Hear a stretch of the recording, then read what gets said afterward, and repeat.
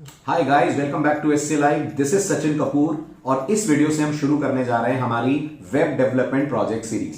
Series का मतलब समझ रहे हैं ना, बहुत सारे प्रोजेक्ट इस सीरीज में आने वाले हैं। ये हमारा पहला वीडियो है, हम अपना पहला प्रोजेक्ट बनाने वाले हैं और यूज करेंगे हम इसमें फिलहाल प्लेन वेनिला जावास्क्रिप्ट यानी एचटीएमएल सीएसएस जावास्क्रिप्ट यूज करके इन प्रोजेक्ट्स की शुरुआत होगी। घबराइएगा मत, जैसे जैसे आगे बढ़ते जाएंगे बहुत सारे नए नए टॉपिक, नए नए फीचर्स इस सीरीज में हम ऐड करेंगे। और चिंता मत करिएगा, जो हमारी वेब डेवलपमेंट की सीरीज चल रही है वो चलती रहेगी, ऑन गोइंग है। उसमें एचटीएमएल हो गई है, सीएसएस कंप्लीट होने वाली है और अब जावास्क्रिप्ट उसके अंदर अपलोड होना स्टार्ट हो जाएगी। बट आप में से बहुत सारे स्टूडेंट्स की डिमांड थी, सर सीखते सीखते बोर हो रहे हैं, कुछ प्रोजेक्ट्स लेकर आइए, कुछ एंगेजिंग करते हैं। तो हियर वी आर, हम एक कंप्लीट सीरीज स्टार्ट कर रहे हैं जिसमें आप बहुत कुछ सीखने वाले हैं, जो वहां पढ़ा है वो भी और कुछ नए नए फीचर्स भी। प्रोजेक्ट बेसिक लेवल से शुरू होंगे और जैसा मैंने कहा एडवांस लेवल तक हम जाएंगे। फ्रेमवर्क्स भी कवर अप करेंगे, बहुत सारी लाइब्रेरीज भी कवर अप करेंगे, एपीआई कॉलिंग भी करेंगे और पता नहीं क्या क्या आप इस प्रोजेक्ट में सीखने वाले हो। मैं तो खुद बहुत एक्साइटेड हूं, इतनी सारी चीजें हैं कि मैं एक वीडियो में से कवर ही नहीं कर सकता। विदाउट वेस्टिंग एनी टाइम शुरू करते हैं हमारा पहला प्रोजेक्ट। चिंता मत करिएगा, प्रोजेक्ट बेसिक से मैं इसलिए ले रहा हूं क्योंकि मेरा यह मानना है दोस्तों कि एक बिगिनर के लिए कुछ भी सिंपल नहीं होता, हर चीज उसके लिए नई है, हर चीज उसके लिए टिपिकल है और मैं आपको बिल्कुल बेसिक लेवल से पिकअप करके हाई लेवल तक ले जाना चाहता हूं। तो शुरू करेंगे हम अपना पहला project which is to do app और उसके बाद नए नए आइडियाज, नए नए प्रोजेक्ट्स और बहुत सारी चीजें इसके अंदर हम करने वाले हैं। चलिए शुरू करते हैं हमारा पहला video, the first project of this series. पहले मैं आपको डेमो दे दूं हम बनाने क्या जा रहे हैं और उसके बाद स्टेप बाय स्टेप इसको डिजाइन करना स्टार्ट करते हैं। यूआई भी बनाएंगे और फंक्शनैलिटी वाला पार्ट भी कोड करेंगे। तो चलिए, जैसा मैंने कहा, हम डेवलप करने जा रहे हैं एक टू डू लिस्ट जिसका आपके सामने स्क्रीनशॉट है या एक्चुअल प्रोजेक्ट ही है ये। अब मैं चाहूंगा मैं इसकी आपको वर्किंग समझा दूं। तो ये प्रोजेक्ट क्या क्या करने वाला है दोस्तों। नंबर वन, ये यूजर को ये मौका देगा कि यूजर नए टू डूज इसके अंदर ऐड कर पाए। नए टू डूज ऐड कर पाए से मेरा क्या मतलब है, ये जो आप नीचे देख रहे हैं टेक्स्ट बॉक्स, अगर मैं इसके अंदर कोई भी टू डू लिखता हूं, जैसे मान लीजिए मैंने यहां पे टू डू लिखा विजिट मार्केट, राइट, और मैंने एंटर स्ट्राइक करा, तो आप देख पा रहे हो मेरे एंटर स्ट्राइक करते ही ये विजिट मार्केट एक नया टू डू आइटम बनकर मेरी लिस्ट के अंदर ऐड हो गया। ऐसे ही सपोज करिए मैंने फिर एक टू डू ऐड करा, सपोज करिए वॉच लेक्चर, इसके बाद मैंने एंटर स्ट्राइक करा, अगेन ये मेरा नेक्स्ट टू डू बनकर मेरी लिस्ट के अंदर ऐड हो गया। ऐसे आप जितने आइटम ऐड करते जाएंगे, हर टू डू आपकी लिस्ट के अंदर एक न्यू आइटम की तरह ऐड होता जाएगा। This is the first thing जो हमको अचीव करनी है functionality wise. Other than that, जो नेक्स्ट टास्क इसके अंदर होगा, अगर आप बहुत ध्यान से ऑब्जर्व करें तो हर टू डू के एंड में मैंने एक ट्रैश आइकन रखा हुआ है, राइट। ये ट्रैश आइकन हम कैसे लाएं, ये हम लाएं फॉन्ट ऑसम से। घबराइएगा मत, इसी वीडियो में बताऊंगा आपको फॉन्ट ऑसम को कैसे आप इंटीग्रेट करेंगे और कैसे इस ट्रैश आइकन को आप लेकर आएंगे। फिलहाल इसकी फंक्शनैलिटी समझते हैं। तो फंक्शनैलिटी इसकी क्या है, यूजर जैसे ही किसी ट्रैश आइकन पे क्लिक करेगा, जैसे मान लीजिए मेरा मार्केट विजिट करने वाला टू डू पूरा हो गया है, तो मैं ट्रैश आइकन पे जैसे ही क्लिक करूंगा ये लॉस्ट हो जाएगा, डिलीट हो जाएगा। ऐसे ही टेक ऑनलाइन क्लास पूरा हो गया है, मैं जैसे ही क्लिक करूंगा ये डिलीट हो जाएगा। This is the second thing. मतलब अगर मैं लिस्ट आउट करता चलूं तो हम क्या क्या अचीव करने वाले हैं दोस्तों। नंबर वन, हम अचीव करने वाले हैं adding of new to do, एक तो ये होगा। दूसरा क्या अचीव होगा, जो टू डू कंप्लीट हो चुका है उसको हम लोग डिलीट भी करेंगे।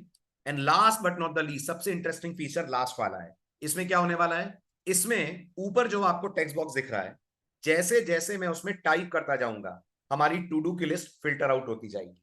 यानी मेरे टाइप्ड कैरेक्टर जिस भी आइटम से मैच करेंगे वो तो दिखेगा, बाकी सारे हाइड होते चले जाएंगे। मेरी बात को समझने के लिए इमेजिन करिए मैंने एल टाइप करा। अब आप देखिए, मैं वापस एल हटा के आपको दिखाता हूं। रीड अ बुक में कहीं एल नहीं आ रहा है, तो मेरे एल टाइप करते ही वो डिसअपियर हो गया। बाकी दोनों आ रहे हैं क्योंकि उनमें एल आ रहा है। ये मत सोचिएगा वॉच में तो एल नहीं आ रहा है, एल से शुरू नहीं हो रहा है वॉच, लेकिन वॉच लेक्चर में एल तो आ रहा है ना लेक्चर में, इसलिए जैसे ही मैं एल टाइप करूंगा, चेक करिएगा रीड अ बुक हट गया। अब अगर मैं आई टाइप करूंगा तो वॉच लेक्चर हट जाना चाहिए, क्योंकि वॉच लेक्चर में एल के बाद कहीं आई नहीं आ रहा है। तो मैंने जैसे ही एल आई टाइप करा, लिसन टू म्यूजिक रह गया। अगर मैं आई डिलीट करूंगा तो वापस वॉच लेक्चर आ जाएगा। और फ्रेंड्स, अगर मैं एल भी डिलीट करूंगा तो हमारी पुरानी लिस्ट वापस आ जाएगी। ये पूरी फंक्शनैलिटी, यानी अब ये तीसरी फंक्शनैलिटी क्या है, ये तीसरी फंक्शनैलिटी है दोस्तों सर्च की फंक्शनैलिटी। तो ये पूरी फंक्शनैलिटी हमको इस ऐप के अंदर अचीव करनी है। अदर देन दिस, अगर आप ध्यान से देखें तो अच्छी खासी इसमें मैंने सीएसएस लगा रखी है, जिसमें मार्जिन, पैडिंग, फ्लेक्स बॉक्स और शैडोइंग इफेक्ट लेकर हम आ रहे हैं। Other than that, basic HTML है जिसमें डिव है और कुछ कंटेनर एलिमेंट्स हैं जिसके थ्रू इस पूरे यूआई को अपने कराए डिजाइन। तो चलिए विदाउट वेस्टिंग एनी टाइम सबसे पहले इसका यूआई बनाते हैं और फिर इंप्लीमेंट करते हैं इसका जावास्क्रिप्ट वाला पार्ट। ओके फ्रेंड्स, तो let's start implementing the code. सबसे पहले एज यूजुअल अपन अपना प्रोजेक्ट फोल्डर बना लेते हैं।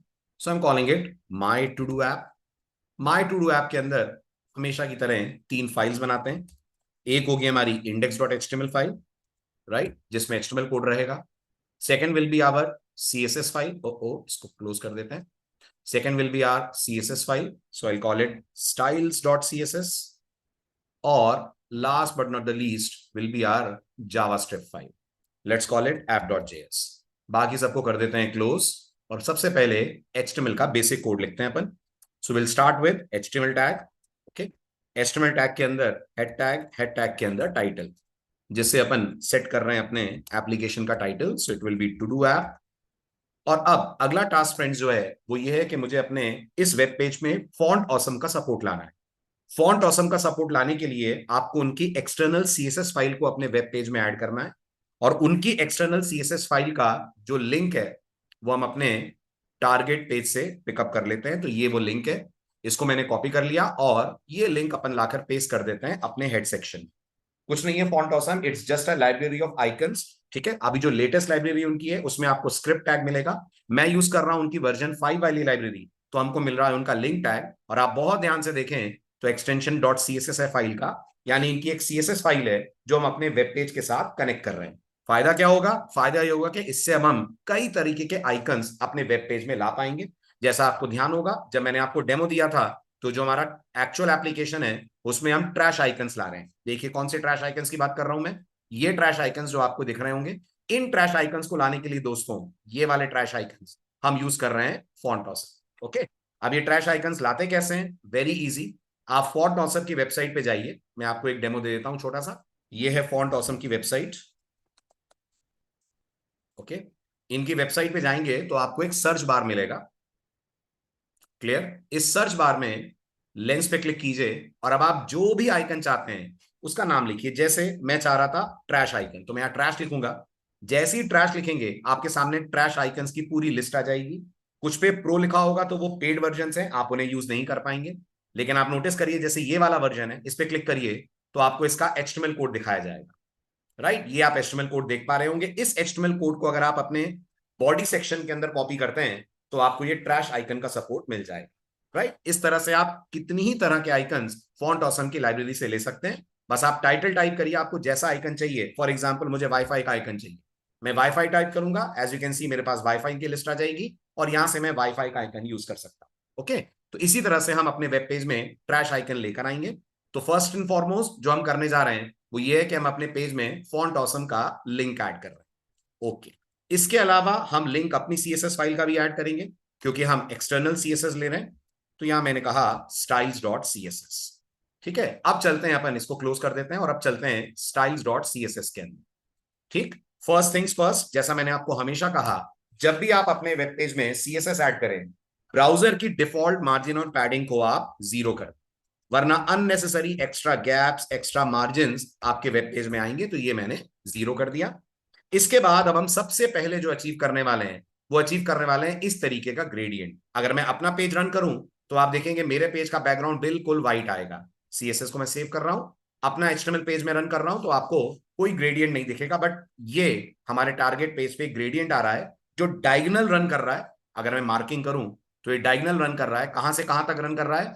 टॉप लेफ्ट से लेकर बॉटम राइट तक आपको एक ग्रेडियंट आता हुआ दिखेगा फ्रेंड्स, दिख रहा है ना? तो अब ये ग्रेडियंट लाने के लिए हम लोग यूज करेंगे अपने वेब पेज में लीनियर ग्रेडियंट।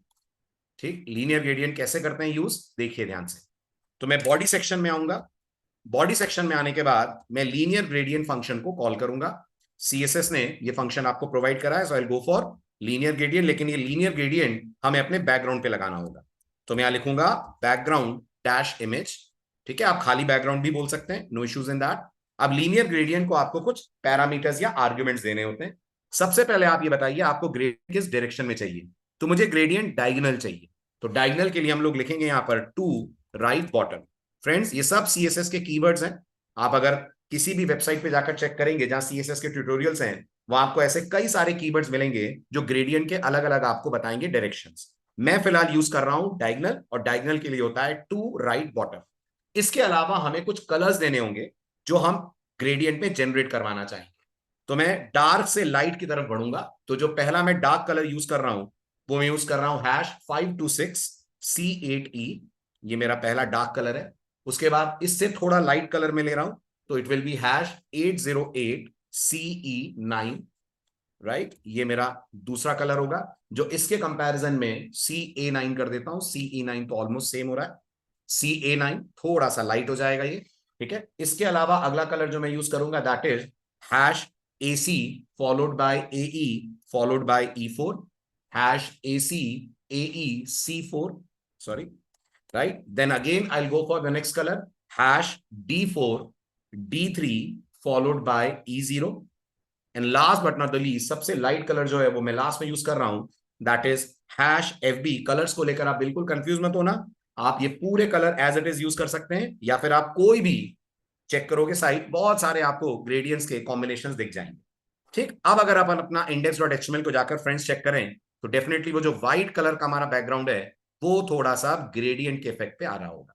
आ रहा है? तो अब हम पहला चीज अचीव कर पाए कि जो हमारा टारगेट पेज था ऑलमोस्ट वैसा ही ग्रेडियंट हम ला पा रहे हैं। तो अब हम ग्रेडियंट ला पाए। अब हमारा जो नेक्स्ट टास्क है दोस्तों, वो है अपने वेब पेज पे ये वाला बॉक्स लेकर आना। ये बॉक्स क्या है आप इजीली गेस कर सकते हैं, ये अपने आप में एक डिव है, मैं इसकी बात कर रहा हूं। तो अब हमें अगला काम इस डिव को जनरेट करना है ना। इस डिव के अंदर अगर आप ध्यान से देखें तो 3 सेक्शंस बने हुए हैं।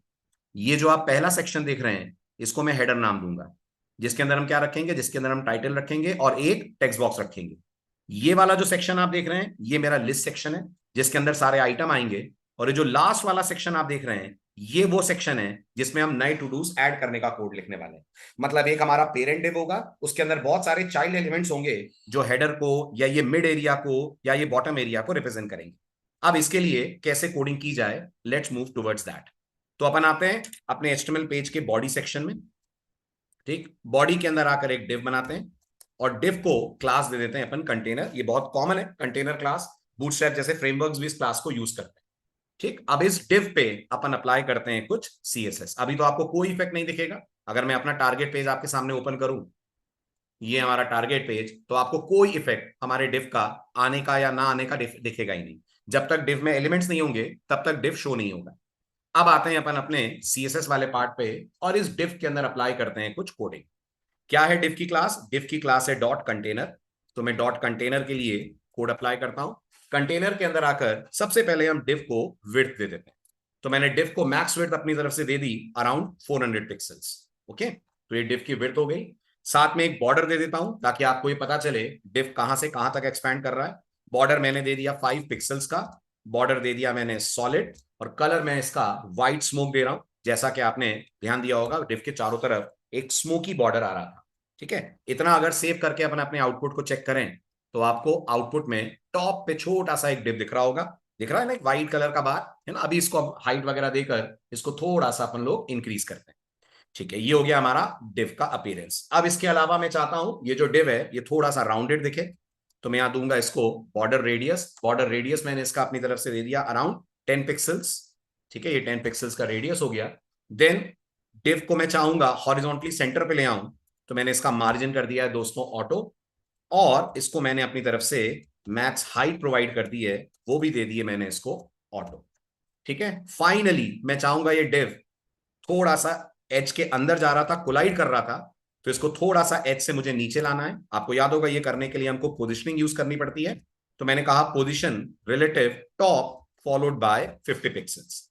इतना करने के बाद थोड़ा सा आपको डिव की अपीयरेंस में अब चेंज दिख रहा होगा। अब डिव अपनी रो के सेंटर पे आ गया, हालांकि क्योंकि अभी कुछ ऐड मैंने नहीं करा है तो आपको इसकी कोई बाय डिफॉल्ट हाइट नहीं दिख रही होगी। बट इतना तो अचीव कर पाए कि हम अपने डिव को सेंटर ऑफ द रो पे ला पाए हैं और इसको हमने कुछ बॉर्डर्स वगैरह अलॉट कर दिए।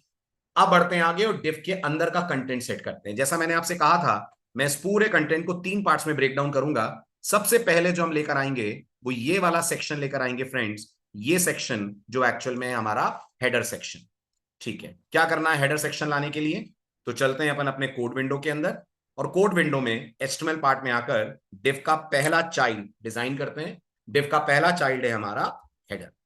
ओके, आपको याद होगा ये सिमेंटिक टैग है और जनरली आप अपने वेब पेज में हेडर्स या बैनर्स के लिए इसको यूज करते हैं। इसके अंदर मैंने H1 दिया। H1 के अंदर मैं अपना टेक्स्ट दे रहा हूं और H1 में टेक्स्ट में दे रहा हूं टू डू लिस्ट। तो ये हमारा टेक्स्ट आ जाएगा। ठीक है, अब इस H1 पे भी मैं कुछ फॉर्मेटिंग करूंगा, क्योंकि आप अगर टारगेट पेज चेक करें तो उसका जो फॉन्ट है वो हमारे फॉन्ट से थोड़ा अलग है ना। ये जो फॉन्ट आप देख रहे हैं ये हमारे फॉन्ट से अलग है। हमारा फॉन्ट टाइम्स न्यू रोमन है जो एक सेरिफ फॉन्ट होता है, और ये अपने आप में सैंस सेरिफ फॉन्ट है। तो ये हम करेंगे, इसके लिए अपन H1 को भी अपनी तरफ से प्रोवाइड कर देते हैं एक क्लास। तो मैंने H1 को क्या क्लास प्रोवाइड कर दी, सपोज करिए मैंने H1 को क्लास दे दी हेडिंग। ये हमारी हेडिंग क्लास हो गई। ठीक, इसके बाद क्योंकि मुझे इनपुट बॉक्स चाहिए तो मैं यहां पर एक फॉर्म लूंगा। अच्छा, फॉर्म में क्यों ले रहा हूं दोस्तों, क्योंकि मैं टाइप करते करते चाहूंगा मेरा कोड एंटर पे या टाइप करने पर कुछ एक्शंस ले, इसके लिए मैंने यहां पर फॉर्म लिया हुआ है। फॉर्म को मैं अपनी तरफ से अलॉट कर रहा हूं एक क्लास। ठीक है, इस क्लास को भी हम लोग यूज करने वाले हैं आगे अपने कोड में। क्लास का नाम मैं दे रहा हूं सर्च। फॉर्म के अंदर मुझे क्या चाहिए, फॉर्म के अंदर मुझे एक इनपुट बॉक्स चाहिए, तो मैंने एक इनपुट बॉक्स बनाया। Type is equals to text दिया मैंने, वेरी गुड। इसके बाद मैंने इसका नाम सेट करा एज सर्च। याद हो, नाम से आप बहुत इजीली एलिमेंट्स तक पहुंच पाएंगे। कुछ प्लेस होल्डर मैंने इसको दिया। ठीक है, प्लेस होल्डर लिखा हुआ था वहां पर सर्च योर आइटम और search your added to dos, यानी जो आप टू डू ऐड कर रहे हैं उसको सर्च कर लीजिए। तो ये हो गया हमारा placeholder search your added to dos. ठीक है, ये हो गया हमारा। ठीक, ये अब हमारा इनपुट आ गया। अब आप देखेंगे कुछ हाइट आपको आपके डिफ के अंदर दिखेगी। इनपुट का शायद टैग क्लोज नहीं हुआ है, बिल्कुल सही, तो इनपुट का क्लोजिंग टैग दे देते हैं, सेव करते हैं। तो अब आपका डिव थोड़ा सा हाइट में आपको दिख रहा होगा, राइट। अभी हम इस पे भी CSS लगाएंगे तो इस टेक्स्ट बॉक्स को भी हम बिल्कुल प्रॉपर फॉर्मेट पे ले आएंगे। तो ये हमारा हेडर वाला सेक्शन कंप्लीट हुआ। अब हम चलते हैं वापस कंटेनर में, और दोस्तों हेडिंग से रिलेटेड और इस डिफ से रिलेटेड कुछ काम और करते हैं। अगर आप बहुत ध्यान से देखें तो इस डिव पे भी कुछ ग्रेडियंट लगाया हुआ है। तो पहले मैं CSS सेक्शन में आकर इस डिव का ग्रेडियंट वाला पार्ट भी कंप्लीट कर देता हूं। इससे क्या होगा, थोड़ा सा डिव आपको शेड्स में दिखने लगेगा। तो इसके लिए भी मैंने यूज करा पहले की तरह बैकग्राउंड इमेज। ठीक है, हमेशा की तरह यूज करा मैंने लीनियर ग्रेडियंट, और इस बार जो लीनियर ग्रेडियंट है दोस्तों वो टू टॉप जा रहा है। अभी हमने क्या यूज करा था, टू राइट बॉटम, अब हम यूज कर रहे हैं टू टॉप। तो हमारा जो ग्रेडियंट आएगा वो टॉप की तरफ मूव करेगा। अगेन यहां पर मैं अपनी तरफ से कुछ कलर कोड्स दे रहा हूं, तो जैसे मैंने कहा लाइट ग्रे। ठीक है, उसके बाद मैंने अगला एक और लाइट ग्रे दिया। ठीक है, अब इसके साथ साथ मैं एक और चीज यूज कर रहा हूं ग्रेडियंट में दोस्तों, और वो कहलाता है परसेंटेज। परसेंटेज लिखकर आप ये बताते चलते हैं CSS को कि आपको कितने कितने परसेंट पे अपना कलर पैलेट चेंज करना है, यानी कहां कहां जाकर आप चाह रहे हैं कलर चेंज हो। तो मैं चाह रहा हूं 0% से लेकर 1% तक हमारा लाइट ग्रे चले। ठीक है, उसके बाद मैं अगला कलर लाना चाह रहा हूं, अगला कलर थोड़ा सा डिफरेंट लाऊंगा मैं, तो मैंने कहा E0 E0 E0, और ये मैं चाहूंगा 26% पे अप्लाई हो जाए, राइट। तो ये 26% पे आ जाएगा। फिर कॉमा करके मैंने अगला कलर लिया हैश EF EF EF, ये अगला कलर होगा। और इस EF को मैं 48% पे अप्लाई करूंगा। अगर आप परसेंट नहीं देंगे ना तो ऑटोमेटिकली ब्राउजर ये तय करेगा कि उसे कहां जाकर कलर चेंज करना है और कितने कितने परसेंट पे अलग अलग कलर्स को लेकर आना है। वो इक्वली डिवाइड करता जाएगा इन कलर्स को डिफ के एरिया के हिसाब से। अगर आप परसेंटेज देंगे तो जैसा आप बोलेंगे उस हिसाब से कलर जाकर चेंज होगा। अगला मैंने लिया hash D9 D9 D9। Okay, इसको मैंने दे दिया 75% का कॉम्बिनेशन। और लास्ट मैंने दे दिया हैश BC BC BC, ये मैंने दे दिया दोस्तों 100% पे। जैसे ही आप इसको सेव करेंगे और थोड़ा सा डिफ की हाइट वगैरह इंक्रीज होगी तो आपको ये ग्रेडियंट भी आपके इनर वाले डिफ पे अपना इफेक्ट दिखाते हुए नजर आएगा। अभी भी आप देख पा रहे होंगे कुछ इफेक्ट आ रहा है ना, कुछ शेडिंग सा इफेक्ट आ रहा है। दैट्स ऑल बिकॉज आपने डिफ के अंदर भी अप्लाई कर दिया है ये वाला ग्रेडियंट। यहां तक हो गया, ठीक। अब आगे बढ़ते हैं। अब देखिए ये जो हेडिंग है, जो हमारा टारगेट पेज है, उसमें हेडिंग के लेफ्ट और राइट पे थोड़ा सा गैप आ रहा है और इसका टेक्स्ट भी चेंज हो रहा है। ये करने के लिए हम क्या करेंगे, ये करने के लिए हम इस क्लास पे जिसका नाम है हेडिंग अपनी CSS करते हैं अप्लाई। तो चलिए अब हेडिंग वाला पार्ट हैंडल करते हैं और लास्ट में फिर मैं आपको शैडोज लाना सिखाऊंगा। अभी आते हैं अपन हेडिंग पे। हेडिंग के अंदर आकर सबसे पहले तो अलाइनमेंट चेंज कर देते हैं। तो मैंने कह दिया टेक्स्ट डैश अलाइन, और अलाइनमेंट इसका कर दिया सेंटर। ठीक है, और जहां तक फॉन्ट की बात है, अगर आप क्लोजली ऑब्जर्व करें तो खाली हेडिंग का ही फॉन्ट चेंज नहीं है फ्रेंड्स, पूरे पेज पे ही फॉन्ट चेंज हुआ हुआ है। तो एक काम करते हैं, अपन बॉडी सेक्शन में चलते हैं और वहां चलकर फॉन्ट सेट कर देते हैं। याद होगा आपको, अगर आप बॉडी में कोई भी फॉन्ट सेटिंग देंगे तो वो आपके पूरे पेज पे इफेक्ट डालेगी। कैसे चेंज करते हैं फॉन्ट, बिल्कुल सही आपने कहा, फॉन्ट फैमिली से। और मैं जो फॉन्ट अपने इस पेज के अंदर यूज कर रहा हूं, हिंट आपको यहां मिल ही रहा होगा, that is somewhat Vardhana font. तो मैं वर्धना का एक कॉम्बिनेशन यूज करूंगा। Let's go for this one. ठीक है, अगर इसको आप चेक करें तो अब आपका फॉन्ट भी कुछ कुछ आपके टारगेट वाले फॉन्ट के जैसा हो जाएगा। साइज की चिंता मत करिएगा, लेकिन जो अपीयरेंस है दैट इज ऑलमोस्ट सेम। ठीक है, अब अपन हेडिंग को कंटिन्यू करते हैं और हेडिंग में आकर फिर अपन प्रोवाइड करते हैं इसको अपनी तरफ से कुछ मार्जिन, ताकि थोड़ा सा गैप बढ़े। तो टेक्स्ट लाइन हमारा सेंटर हो गया, यहां मैंने दिया margin dash bottom. Margin bottom को मैंने वैल्यू दे दी अराउंड 30 पिक्सल्स। ठीक है, तो ये हो गया हमारा मार्जिन बॉटम। चेक करेंगे आप तो कुछ मार्जिन पे गैप इंक्रीज होता हुआ आपको दिखेगा। ठीक है, यहां तक समझ आ रहा है, यहां तक आगे बढ़े हम। अब आता है हमारा अगला, इस इनपुट बॉक्स को हमको करना है स्टाइल। कैसे करना है इनपुट बॉक्स को स्टाइल? तो दोस्तों इसके लिए हम इनपुट के नाम का सिलेक्टर बनाएंगे, और मैं चाहूंगा जो स्टाइलिंग में इनपुट बॉक्स पे कर रहा हूं ये तब भी आए जब इनपुट पे फोकस ना हो, और तब भी आए जब इनपुट पे फोकस हो। आई होप आपको याद होगा, इसके लिए हम यूज करेंगे सूडो क्लासेस, और इनपुट के लिए जो सूडो क्लास प्रोवाइड करी गई है that is called as focus. तो क्या मतलब है इस सेलेक्टर का? इस सेलेक्टर का मतलब ये है इनपुट पे फोकस आए या ना आए, दोनों ही केसेस में मुझे अपनी स्टाइलिंग अप्लाई करनी है। क्या करा मैंने? सबसे पहले मैं इसको बैकग्राउंड दे रहा हूं। ठीक है, बैकग्राउंड के लिए मैं यूज कर रहा हूं RGBA। A stands for opacity. Background पूरा मैं इसका ब्लैक करना चाहता हूं तो 000 दिया मैंने, और ओपेसिटी मैं अपनी तरफ से कर रहा हूं 0.2।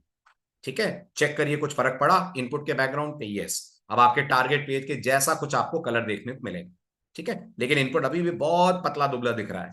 इसको कैसे हैंडल करेंगे? ये हैंडल करेंगे अपन with the help of padding. तो मैंने इनपुट के अंदर वाले एरिया के चारों तरफ अलॉट करी है 15 पिक्सल्स की पैडिंग, तो ये मैंने 15 पिक्सल्स की पैडिंग दे दी।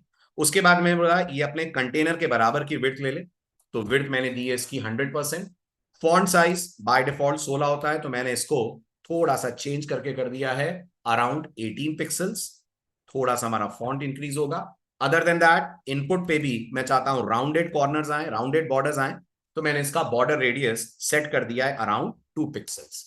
फाइनली दो प्रॉपर्टीज में और कोड कर रहा हूं, एक का नाम है आउटलाइन नन, और एक का नाम है बॉर्डर नन। इससे क्या होगा? इससे जो raised up borders unnecessary inputs के साथ आते हैं वो बॉर्डर्स को अपन कंट्रोल कर पाएंगे। नन के साथ सेमी कोलन। राइट, अब आप चेक करिए आपका इनपुट बॉक्स भी टारगेट की तरह हो जाएगा, लेंथ भी इसकी इंक्रीज हो गई है, और आप ये भी देख पा रहे होंगे टारगेट के ऊपर जो आपने इफेक्ट डाला हुआ है वो सेम इसके ऊपर आ रहा है। अभी कलर वगैरह अपन सेट करते हैं, गैप्स वगैरह सेट करते हैं। यहां तक क्लियर है? आई होप यहां तक आप समझ पा रहे होंगे किस तरह से अपन चीजों को अचीव करते जा रहे हैं, धीरे धीरे बढ़ते हैं आगे। यहां तक सारी कहानी क्लियर है? ओके, यहां तक अपन ने सब कुछ हैंडल कर लिया है। Now let's move further. अब आते हैं नेक्स्ट पार्ट पे। अब जो नेक्स्ट पार्ट आप देख रहे हैं उसके अंदर मैंने यूज करा हुआ है फॉर्म टैग, मतलब list, sorry not form. Next part पे हमारा ये वाला पार्ट अगर आप देखो तो ये लिस्ट के थ्रू जनरेट हो रहा है। तो अब इसके लिए अपन आते हैं HTML पेज में, और अपने HTML के अंदर इस पार्ट को कोड करने के लिए क्या देना चाहिए? अपन को देनी चाहिए एक लिस्ट। तो जहां हेडर खत्म हो रहा है उसके आगे से हम लिस्ट स्टार्ट करते हैं। ठीक है, सब कुछ कंटेनर डिफ के अंदर होगा, ध्यान दीजिएगा।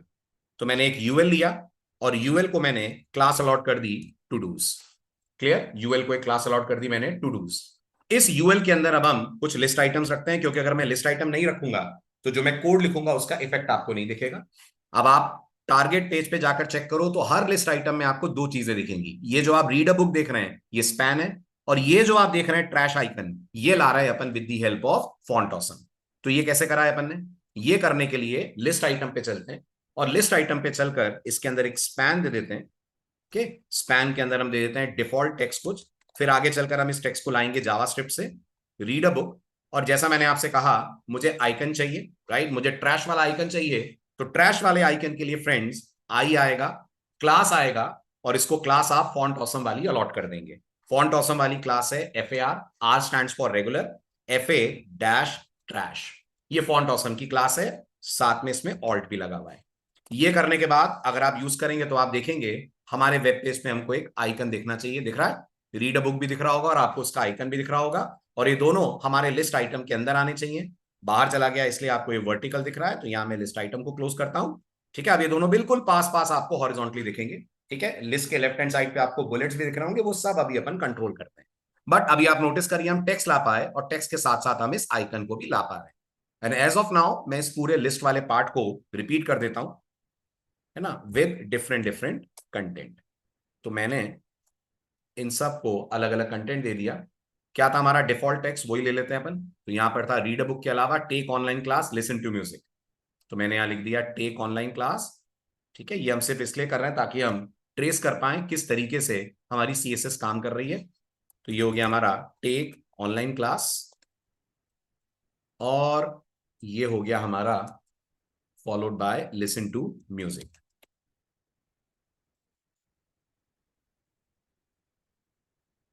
ठीक है, इसके अलावा मैं एक क्लास सीएसएस की और अलॉट करूंगा फ्रेंड्स, ये मेरे जावास्क्रिप्ट कोड में मुझे हेल्प करेगी। ठीक है, अभी आप इसको इग्नोर कर सकते हैं, बट अलॉट मैं अभी कर दे रहा हूं इसको, जिसका नाम है डिलीट।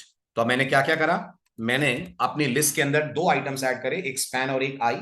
स्पैन टेक्स्ट के लिए, आई फॉन्ट ऑसम के आइकन के लिए। एज आई सेड, आप जाइए फॉन्ट ऑसम के पेज पे, आइकन सर्च करिए, आपको इस तरीके की डिफॉल्ट कोडिंग मिल जाएगी जो आपको अपने प्रोग्राम में, अपने पेज में पेस्ट कर देनी है। तो ये FAR और FA trash alt font awesome की क्लासेस हैं। डिलीट हमारी क्लास है जो हमने इस लिस्ट आइटम के ऊपर आई टैग को अलॉट करी है। ठीक है, अब अगर जाकर चेक करें तो हमें 3 लिस्ट आइटम्स दिखने चाहिए हमारे पेज में। ये रहे हमारे पेज के 3 लिस्ट आइटम। अब इसको थोड़ा सा डेकोरेट करते हैं, बुलेट्स वगैरह हटाते हैं, बीच का गैप कंट्रोल करते हैं और बैकग्राउंड की सेटिंग वगैरह करते हैं। ये सब करने के लिए हमको शुरू करना पड़ेगा as usual with the help of CSS। उससे पहले ये जो ग्रे टेक्स्ट आ रहा है ना, search your added to dos, input की बात कर रहा हूं, इसको भी अपन चेंज करते हैं। ये कौन है search your added to dos? ये प्लेस होल्डर है। तो अब आप देखो, आप CSS में प्लेस होल्डर पे भी अपनी CSS कोडिंग लगा सकते हैं, और इसके लिए आप यूज करेंगे डबल कोलन के हिसाब से प्लेस होल्डर। इसको हम लोग बोलते हैं सूडो एलिमेंट। तो सूडो एलिमेंट यूज करा मैंने, और इसके लिए मैंने कहा है कलर, और कलर के लिए मैंने वैल्यू दे दी है थोड़ा सा डार्क ब्लू कलर की तरफ हम जा रहे हैं। तो मैंने कहा hash F your 52 followed by 6868 and 6C8E। ये ले लेता हूं मैं, कलर सजेशन भी मिल रहा है मुझे। इसको जैसे ही मैं क्लोज करूंगा, आप देख पाएंगे हमारे प्लेस होल्डर का भी कलर आपको चेंज होता हुआ दिखेगा, जो हमारे टारगेट टू डू के जैसा है ना। ये गैप वगैरह को अभी अपन कंट्रोल करते हैं। अब आ जाइए इस वाले पार्ट पे जहां पर आपको लिस्ट आइटम्स नजर आ रहे हैं, इसको कंट्रोल करना। तो सबसे पहले तो आपको याद होगा, हमने अपने यूएल को एक क्लास दी रखी है ना, टू डूज। इस क्लास पे अपन अपनी CSS अप्लाई कर, क्या करा मैंने, टू डूज लिया, एंटर करा, डॉट टू डूज देना पड़ेगा क्योंकि CSS में क्लासेस के आगे डॉट लगता है। और सबसे पहला काम मैंने इसका मार्जिन कंट्रोल करा। तो मैंने कहा इसको जो मार्जिन मिलना चाहिए वो मिलना चाहिए अराउंड 30 पिक्सल्स। जैसे मैं कहूंगा मार्जिन टॉप 30 पिक्सल्स, चेंज आ रहा है कुछ? नोटिस करिए थोड़ा सा गैप बढ़ गया होगा, और ये गैप हमें यहां पे भी दिख रहा है, हमारे पेज में भी ये गैप आ रहा है। अभी तक ये बिल्कुल टॉप से कोलाइड कर रहे थे, अब थोड़ा सा आपको गैप दिखेगा। ठीक है, आगे बढ़ते हैं। अब हम अंदर के आइटम्स को कंट्रोल करते हैं। अंदर के आइटम्स तक जाने के लिए कहना पड़ेगा टू डूज LI, यानी ये उनको टारगेट कर रहे हैं अपन जो लिस्ट आइटम्स हैं टू डूज नाम के क्लास एलिमेंट के अंदर। ठीक है, अब पहला काम विड्थ कंट्रोल करते हैं। By default list items block element होते हैं, पूरे कंटेनर की विड्थ लेते हैं। मैंने इस विड्थ को थोड़ा सा कम करके 95% कर दिया है। ठीक है, तो विड्थ इसकी 95% आनी चाहिए। अंदर की तरफ मैं थोड़ी सी गैपिंग चाहता हूं, तो वो आ जाएगा with the help of padding. कुछ इफेक्ट देखा, देखिए ध्यान से, मेरे देने से हुआ, थोड़ा सा एक्सपैंड हुए, थोड़ा सा हमारी साइज भी इंक्रीज हुई है। राइट, ठीक, अब अंदर आते हैं। अंदर आकर अगला टास्क होगा इसका बैकग्राउंड कलर देना। किसका? लिस्ट आइटम का। क्या बैकग्राउंड कलर है आपके पूरे आइटम्स पे? प्योर जेट ब्लैक कलर है, तो मैंने यहां ब्लैक दे दिया। ठीक है, तो ये पूरा बैकग्राउंड एरिया आपका ब्लैक हो जाएगा। फॉन्ट साइज को थोड़ा सा मैं बढ़ा देता हूं, नॉर्मल से 20% ज्यादा। तो मैंने कहा फॉन्ट साइज मेरे को 1.2 EM चाहिए। अंदर का कलर, क्योंकि बैकग्राउंड ब्लैक है तो अंदर का टेक्स्ट ही नहीं दिखेगा, तो मैंने कलर व्हाइट कर दिया। अब देखिए कुछ इफेक्ट, ये हमारा टारगेट पेज, नोटिस करिए ये हमारा मेन पेज है। ऑलमोस्ट हम इस मेन पेज के हिसाब से पहुंच रहे हैं। राइट, रीडर बुक हमारा व्हाइट हो रहा है, आइकन वगैरह भी हमारे प्रॉपर सेट हो रहे हैं। अच्छा, ये बुलेट कैसे हटाओगे? बुलेट हटाने के लिए आप फिर अपनी तरफ से यूज करोगे स्टाइल प्रॉपर्टी, वो भी अपन देते हैं, बट बिफोर दैट कुछ और काम भी करते हैं। ठीक, देन कलर हो गया हमारा। अब आता है हमारा बॉर्डर रेडियस। बॉर्डर रेडियस मैंने प्रोवाइड करा अपनी तरफ से अराउंड 5 पिक्सल्स, जो हमारा बॉर्डर रेडियस हो गया। ठीक है, 5 पिक्सल का बॉर्डर रेडियस देने के बाद अब आप नीचे की तरफ देखेंगे अगर, तो हर लिस्ट आइटम में आपको एक बॉर्डर दिख रहा होगा, दिख रहा है? ये बॉर्डर की बात हो रही है। पेन का कलर चेंज कर रहा हूं मैं, ये वाला बॉर्डर, ये देख रहे हैं आप? ये बॉर्डर आता है with the help of a property called as border bottom. क्योंकि आप नोटिस करिए ऊपर आपको बॉर्डर नहीं दिख रहा है, हर आइटम के नीचे की तरफ ये बॉर्डर्स आ रहे हैं। तो ये करने के लिए अपन चलते हैं वापस CSS वाले पार्ट में, और यहां अपन प्रोवाइड करते हैं property which is called as border dash bottom. ये बॉर्डर बॉटम प्रॉपर्टी हो गई। बॉर्डर बॉटम को मैंने कहा 2 पिक्सल का चाहिए मुझे, सॉलिड चाहिए, और कलर क्या चाहिए? कलर मुझे प्योर व्हाइट चाहिए। तो मैंने यहां बॉर्डर बॉटम दे दिया व्हाइट कलर में। उसके बाद सबसे इंपॉर्टेंट पार्ट पे आ रहा हूं मैं, और वो सबसे इंपॉर्टेंट पार्ट है अंदर के जो आइटम्स हैं उनके बीच में मेरे को गैप लाना है। मैं चाहता हूं रीड अ बुक लेफ्ट चला जाए, आइकन राइट चला जाए, and you guessed it right. इस काम को करने के लिए हम यूज करते हैं फ्लेक्स बॉक्स। फ्लेक्स बॉक्स हमेशा किस पे लगता है? तो पेरेंट पे लगता है। तो मैंने कहा डिस्प्ले फ्लेक्स, यानी आप लिस्ट आइटम के अंदर चाहते हैं फ्लेक्स बॉक्स अप्लाई हो, तो आप लिस्ट आइटम की डिस्प्ले प्रॉपर्टी को फ्लेक्स कर दीजिए। अब ये बताइए कि जो अंदर आइटम्स हैं उनको कैसे अलाइन करे ब्राउजर, और इसके लिए हम जो प्रॉपर्टी यूज करते हैं उसका नाम होता है जस्टिफाई कंटेंट। इसके लिए कई पॉसिबल वैल्यूज हैं, बट जो हम यूज करने वाले हैं वो यूज करने वाले हैं स्पेस बिटवीन। दोस्तों स्पेस बिटवीन से क्या होगा? दोनों चले जाएंगे अपने अपने एज पे, और अंदर आप देखेंगे गैप कंट्रोल हो जाएगा, राइट। और आप देख पा रहे होंगे लिस्ट स्टाइल की जगह भी डायरेक्ट इससे भी हमारे बुलेट्स ड्रॉप हो गए, ऑटोमेटिकली बुलेट्स हट गए, all because of this flex box property, right. तो अब आप नोटिस करिए कुछ टारगेट की तरफ पहुंच रहे हैं अपन लोग। ये हमारा टारगेट पेज है, ये हमारा मेन पेज है, जिसका कुछ यूआई हम टारगेट जैसा अचीव कर पाए। धीरे धीरे पूरा यूआई हम लोग एज इट इज अचीव कर लेंगे। यहां तक आई थिंक आपको चीजें समझ आ रही होंगी। अब आगे बढ़ते हैं और अब बॉटम वाला एरिया कोड करते हैं। ये जो बॉटम वाला एरिया आप देख रहे हैं, add a new to do और उसके नीचे टेक्स्ट बॉक्स, अब हम इसकी कोडिंग करने जा रहे हैं। ये करने के लिए सबसे पहले चलते हैं अपन अपने एचटीएमएल पेज में और ऐड करते हैं लास्ट में रिक्वायर्ड एलिमेंट। तो ये हमारा यूएल खत्म हुआ। इस यूएल के बाद दोस्तों आएगा एक फॉर्म टैग। ओके, फॉर्म बार बार मैं इसलिए यूज कर रहा हूं ताकि हम एचटीएमएल में बहुत सॉरी जावास्क्रिप्ट में बहुत इजीली एलिमेंट्स तक पहुंच पाए। फॉर्म को मैंने अपनी तरफ से क्लास दी है ऐड, अभी इस क्लास को इग्नोर कर दीजिए, इसको हम लोग यूज करेंगे जावास्क्रिप्ट में। फॉर्म को अपनी तरफ से एक मैंने नाम दे दिया है ऐड एफआरएम, इस नाम के थ्रू फॉर्म तक पहुंचना आसान होगा। और ऐड एफआरएम के अंदर सबसे पहले मैंने एक लेबल ऐड करा है, ये हमारा लेबल आ गया। लेबल के साथ मैंने बोला है add a new to do dot dot dot, है ना। अभी लेवल आपको डिफॉल्ट फॉन्ट साइज और बहुत ही नॉर्मल फॉन्ट में दिखेगा, इस पे अभी अपन डेकोरेशंस लाते हैं। देन यहां पर आता है एक इनपुट। इनपुट में मैंने कहा type is equals to text, ये टाइप इक्वल टू टेक्स्ट हो गया। Name is equals to add हो गया। और इसके बाद मैंने कहा प्लेस होल्डर, और प्लेस होल्डर में वहां पे क्या लिखा हुआ है? आई थिंक लिखा हुआ है type a new to do, something like that, type something to add. ठीक है, तो टाइप समथिंग टू ऐड ले आते हैं अपन। Let's go to the development part. Type something to add, type something to add. ठीक है, लोअर अपर आप अपने लेवल पे कॉन्फ़िगर कर लीजिएगा, मैंने अभी इसको पूरे को अपर में कर दिया है। या चलिए जैसा है वैसा ही कर लेते हैं, टाइप समथिंग टू ऐड। ठीक है, तो ये हमारा एक फॉर्म आ गया। आप देख नोटिस करिए तो आपको आपके टारगेट पेज में एक फॉर्म दिख रहा होगा, बट कोई गैप नहीं आ रहा है क्योंकि अभी इसमें सीएसएस लगाई नहीं गई है। अब अप्लाई करते हैं इस पे हम अपनी सीएसएस। सबसे पहला काम क्या करते हैं? हम अपने लेबल को टारगेट करते हैं, इस लेबल पे हमको सीएसएस लगानी है। तो मैं चलता हूं लेबल नाम का सिलेक्टर बनाने। लेबल सिलेक्टर में label by default inline element होता है, तो मैं सबसे पहले इसका डिस्प्ले चेंज करके कर देता हूं block.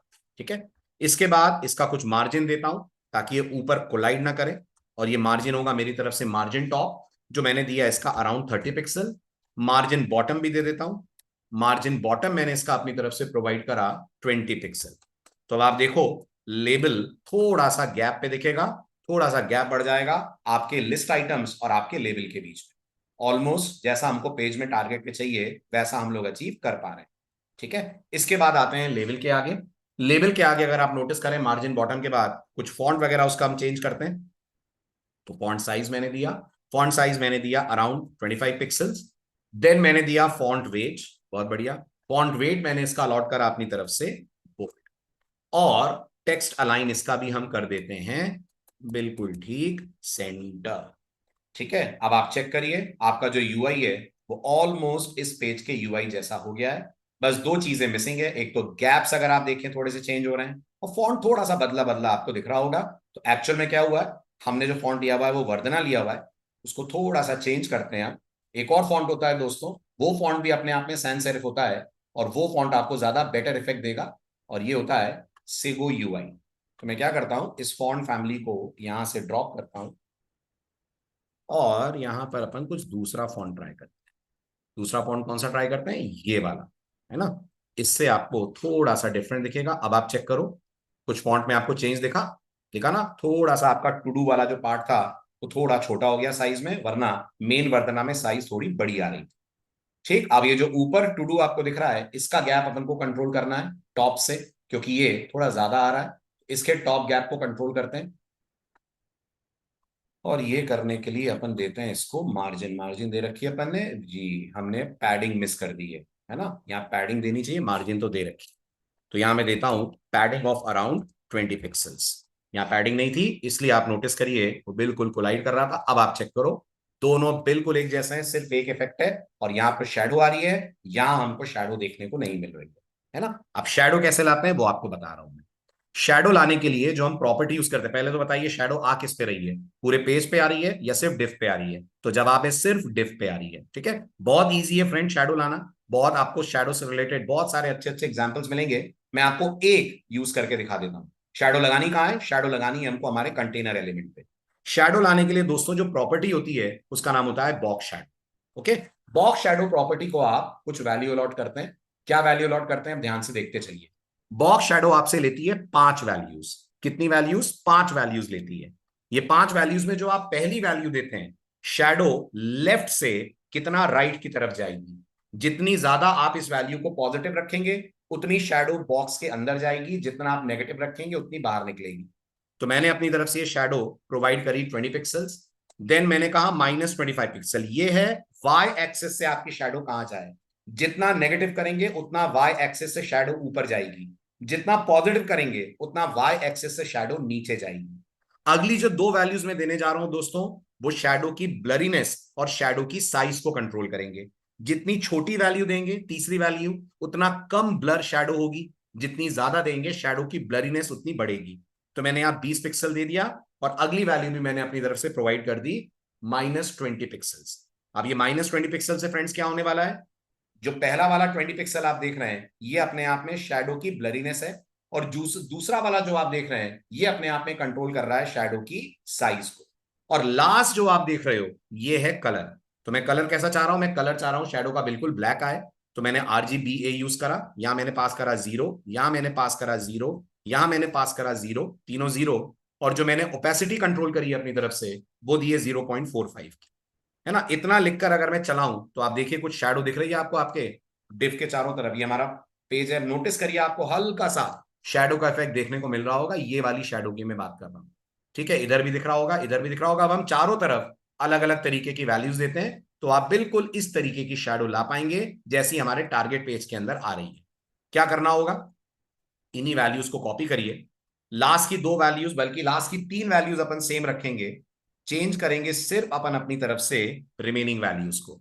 So I will put a comma, right. Comma के बाद यहां पर अगली वैल्यू, अगेन कॉमा, अगली वैल्यू, अगेन कॉमा, अगली वैल्यू, और पूरे को कर लेते हैं अपन सेव।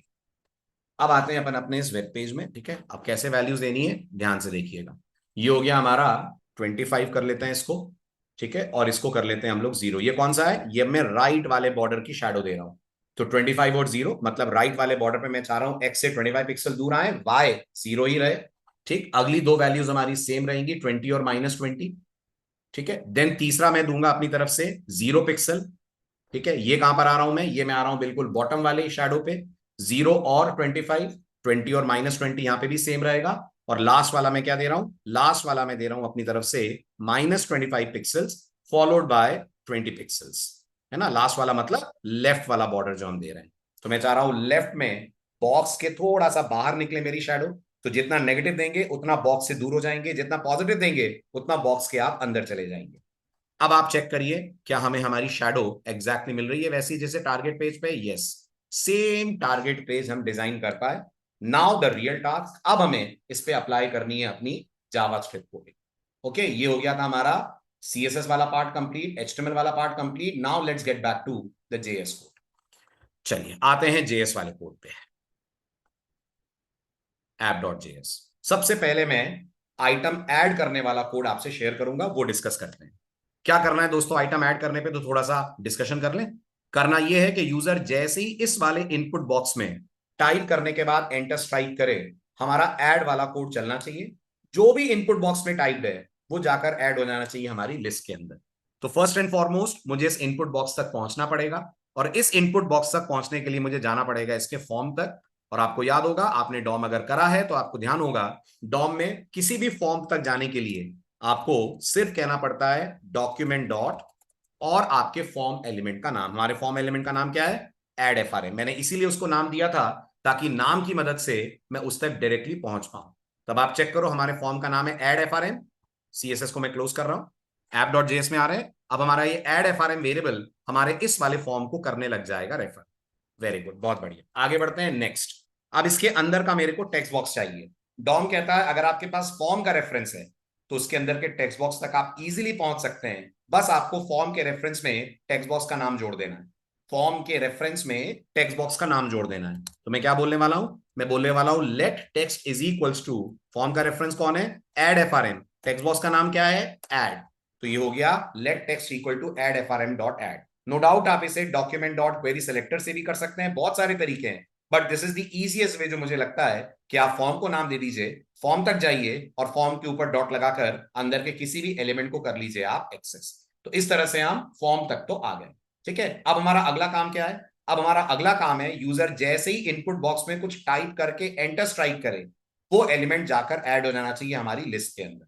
इसका मतलब अब मुझे करनी पड़ेगी इवेंट हैंडलिंग। याद करिए एंटर पे कौन सा इवेंट फायर होता है अगर आपके पास फॉर्म टैग है तो, बिल्कुल सही, अगर आपके पास फॉर्म टैग है तो एंटर पे फायर होता है सबमिट इवेंट। सबमिट इवेंट किसका इवेंट होता है, क्या सबमिट इवेंट टेक्स्ट बॉक्स या बटन का होता है, तो जवाब है नहीं, इवेंट ये फॉर्म का होता है। फायर ये टेक्स्ट बॉक्स और बटन के प्रेस होने पर होगा। क्योंकि मेरे पास बटन तो है नहीं, टेक्स्ट बॉक्स है, तो मैं सबसे पहले बोलूंगा add FRM dot add event listener. Right, ये हम डॉम यूज कर रहे हैं और एड इवेंट लिस्नर को दो आर्गुमेंट चाहिए होते हैं। पहला आर्गुमेंट इवेंट का नाम, तो पहला आर्गुमेंट इवेंट का नाम क्या है, सबमिट। कंफ्यूज तो नहीं हो रहा है ना कि मैं फॉर्म पे क्यों ऐड कर रहा हूं, क्योंकि सबमिट फॉर्म का इवेंट है, टेक्स्ट बॉक्स का इवेंट नहीं है। फायर होता है जब आप टेक्स्ट बॉक्स पे एंटर स्ट्राइक करते हैं, लेकिन इवेंट फॉर्म का होता है। इसके बाद यहां चाहिए होता है हमें हमारा कॉल बैक, तो मैं अपना कॉल बैक एरो फंक्शन के तौर पे दे रहा हूं। और इसके बाद जस्ट चेकिंग के लिए देखते हैं क्या हम एंटर पे कुछ डिस्प्ले कर पा रहे हैं। तो यहां मैं लिखता हूं इवेंट फायर्ड। इससे क्या होगा, ट्रेस हो जाएगा कि हाँ हमारा कोड काम कर रहा है। लेकिन काम कब करेगा, जब ऐप डॉट जेएस को आप इंडेक्स डॉट एचटीएमएल से कनेक्ट करेंगे। और हमेशा रिकमेंड करा जाता है कि अगर आप डॉम से इंटरैक्ट कर रहे हैं तो याद से आप अपना स्क्रिप्ट बिल्कुल एंड में ऐड करें। तो मैंने यहां पर स्क्रिप्ट टैग दिया, स्क्रिप्ट टैग देने के बाद मैंने यहां पर एसआरसी दिया, एसआरसी में मैंने कह दिया ऐप डॉट जेएस। ठीक है, अब अगर मैं अपने वेब पेज पे आऊं और कंसोल विंडो को ओपन करूं, ठीक है, हमारी कंसोल विंडो है, इसको मैंने क्लियर कर दिया है। Can not read properties of undefined, क्या हो गया भाई, ऐड नाम गलत बता रहा है ये, क्यों, हमने क्या नाम दे दिया है, हमने नाम दे दिया है ऐड, और ऐड एफआरएम में एफ छोटा है, मैंने शायद कैपिटल लिख दिया है ऐसा, यस। तो यहाँ छोटा एफ होना चाहिए, ठीक है, यहाँ भी होना चाहिए, हाँ ये तो सही है, ये तुम्हारे वेरिएबल का नाम है। अब आप नोटिस करिए हम पहुंच जाएंगे फॉर्म तक, बिल्कुल ठीक। अब अगर मैं यहाँ पर एंटर स्ट्राइक करता हूं तो आपने देखा कुछ टेक्स्ट टाइप होते हुए, नहीं देखा, फिर देखो। ठीक, दूसरी इंपॉर्टेंट बात जो यहां समझ आ रही होगी आपको कि मेरा टेक्स्ट आ तो रहा है लेकिन तुरंत डिसअपियर हो जा रहा है। एनी गेसेस ऐसा क्यों हो रहा है, यस ऐसा इसलिए हो रहा है क्योंकि फॉर्म अपना डिफॉल्ट एक्शन ले रहा है। डिफॉल्ट एक्शन क्या होता है फॉर्म का, सबमिट होना, तो सबमिट हो जा रहा है और टेक्स्ट बॉक्स क्लियर हो जा रहा है। हम नहीं चाहते हैं कि हमारा फॉर्म डिफॉल्ट एक्शन ले। आपको याद होगा जेएस में आपने पढ़ा होगा, अगर डिफॉल्ट एक्शन से रोकना है तो आपको यहां बोलना है ई डॉट प्रिवेंट डिफॉल्ट। ये जो इवेंट ऑब्जेक्ट होता है इसके पास प्रिवेंट डिफॉल्ट नाम का मेथड है, उसे कॉल कर लीजिए। अब चेक करिए, अब अगर आप टेक्स्ट बॉक्स में एंटर स्ट्राइक करेंगे तो बकायदा आपको लिखा हुआ दिखेगा इवेंट फायर। इसका मतलब हम पहुंच गए टेक्स्ट बॉक्स तक और हम वो इवेंट भी कैप्चर कर पा रहे हैं जो एंटर के स्ट्राइक होने पर आता है। अब क्या करना है फ्रेंड्स, अब अंदर जो यूजर टाइप करेगा वो मुझे कैप्चर करना है। ठीक है, वो कैसे मिलेगा अपन को, तो अंदर जो यूजर टाइप कर रहा है वो कैप्चर करने के लिए हमारा अगला टास्क होगा, हम एक्सेस करें टेक्स्ट बॉक्स के अंदर का कंटेंट। और टेक्स्ट बॉक्स का कंटेंट आपको वैल्यू नाम की प्रॉपर्टी से मिलता है। तो मैंने क्या कहा, मैंने कहा let item equal to, text box का नाम क्या है, text dot followed by value. जैसे मैं कहूंगा let item equal to text dot value, item के अंदर वो टेक्स्ट आ जाएगा जो यूजर ने टाइप करा होगा। और इसको चेक करने के लिए मैं इसको भी कंसोल डॉट लॉग से प्रिंट करा लेता हूं, पता लग जाएगा हमें कि हमारे एलिमेंट के अंदर क्या टेक्स्ट आया है। ठीक है, चेक करिए। अब अगर मैं यहां पे लिखता हूं वॉच लेक्चर, एंटर, मिल गया हमें वॉच लेक्चर, करेक्ट। इसी तरह से अगर मैं इसको डिलीट करूं और यहां लिखता हूं विजिट मार्केट, एंटर, तो हमें मिल जाएगा विजिट मार्केट। आई होप आप समझ पा रहे होंगे हम अचीव कर पा रहे हैं अपने टेक्स्ट बॉक्स के अंदर का टेक्स्ट एक्सेस करने वाला पार्ट। ठीक है, चलो तो ये हमें टेक्स्ट मिल गया। अब अगला टास्क क्या है, अब अगला टास्क ये है कि ये जो टेक्स्ट हमें मिला है ये जाकर हमारी लिस्ट में ऐड हो जाना चाहिए। तो एक काम करते हैं, एक फंक्शन बनाते हैं, उस फंक्शन को अपन यहां से कर लेंगे कॉल। क्या नाम दे दूं मैं फंक्शन का? फंक्शन का नाम दोस्तों दे देते हैं ऐड आइटम, क्योंकि हमारी टू डू लिस्ट में ऐड करने का काम करेगा ये। इसको बना देते हैं हम लोग एरो फंक्शन, राइट। और इसको हम लोग कॉल कर लेंगे यहां से, कहां से? हमारे इवेंट हैंडलर के अंदर से। तो मैं यहां बोलूंगा ऐड आइटम, और ऐड आइटम में पास करूंगा अपनी तरफ से आइटम, जिसको मैं यहां पर पैरामीटर के तौर पे रिसीव कर लेता हूं। पैरामीटर का नाम मैं दे देता हूं आइटम। तो अब हमारा ऐड आइटम लाइन नंबर 9 से कॉल होगा और कंट्रोल चला जाएगा लाइन नंबर 3 पे, जहां ऐड आइटम की हमने बॉडी कर रखी है डिफाइन। ठीक। अब थोड़ा सा ध्यान दीजिएगा, थोड़ा सा हम ट्रिकी पार्ट हैंडल करने जा रहे हैं। अब ये जो ऐड आइटम है इसका काम क्या है? तो आपका जवाब होगा सर इसका काम ये है कि यहां पर एक नया लिस्ट आइटम ऐड करें। उस लिस्ट आइटम के अंदर ये जो विजिट मार्केट टेक्स्ट है ये दिखना चाहिए और साथ में आइकन दिखना चाहिए। तो या तो मैं अच्छी खासी डॉम प्रोग्रामिंग यूज करूं, यहां पर एलिमेंट्स क्रिएट करूं, आइकन्स क्रिएट करूं, ये सब करूं, या फिर दोस्तों मैं एक छोटा सा काम कर सकता हूं, मैं हेल्प ले सकता हूं टेम्पलेट स्ट्रिंग्स के कॉन्सेप्ट की, जो आपने जावास्क्रिप्ट में पढ़ा होगा। अब ध्यान से सुनिएगा मैं क्या बोल रहा हूं। जो भी आइटम मेरे को ऐड करना है, आप मानते हो उस आइटम का जो HTML और CSS पार्ट है वो यही है, डू यू एग्री?